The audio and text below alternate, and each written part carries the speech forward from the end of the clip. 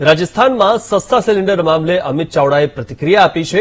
રાજ્ય સરકાર પર અમિત ચાવડાએ પ્રહાર કર્યા। રાજસ્થાનમાં સિલિન્ડર સસ્તા તો ગુજરાતમાં ક્યારે તેવો પ્રશ્ન પણ અમિત ચાવડાએ ઉઠાવ્યો છે। ગુજરાતની જનતા સાથે ભાજપે અન્યાય કર્યો છે તેવું નિવેદન પણ અમિત ચાવડાએ આપ્યું। આજે પણ ગુજરાતમાં મોંઘા સિલિન્ડરથી લોકો પરેશાન છે તેવું પણ અમિત ચાવડાએ તેમના નિવેદનમાં કીધું હતું। સરકારે 450 ગેસનો બોટલ આપવાની જાહેરાત કરી છે।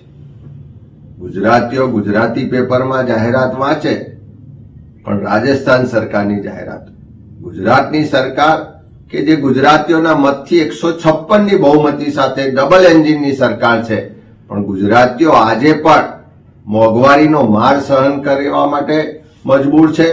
900 રૂપિયાનો બોટલ ખરીદવા માટે મજબૂર છે। એક તરફ પેટ્રોલ, ડીઝલ ને તમામ જીવન જરૂરિયાતની ચીજ વસ્તુના ભાવ આસમાને હોય, ઘર ચલાવવાનું મુશ્કેલ હોય અને ગૃહિણીઓને અમે સુવિધા આપી એમ કરીને ઉજ્જવલા યોજના તો પ્રધાનમંત્રીશ્રીએ જાહેરાત કરી। ઉજ્જવલાના નામે જે કેરોસીન આપવામાં આવતું હતું એ બંધ કરી દેવામાં આવ્યું અને પછી ગેસના ભાવ આજ પહેલા 1100 હતા અને આજે 900 સુધી પહોંચ્યા છે। ત્યારે જાહેરાત ખાલી રાજસ્થાન સરકારની ને ગુજરાત સરકારની જાહેરાત આવે એવું એક ગુજરાતી ઈચ્છી રહ્યો છે અને અમે સરકારને કહેવા માંગીએ છીએ, ડબલ એન્જિન સરકારને કહેવા માંગીએ છીએ કે રાજસ્થાન સરકારની જાહેરાત ગુજરાતીઓ વાંચે પણ ગુજરાત સરકારની જાહેરાત ક્યારે આવશે? ગુજરાતના લોકોને 450 ગેસ ક્યારે મળશે?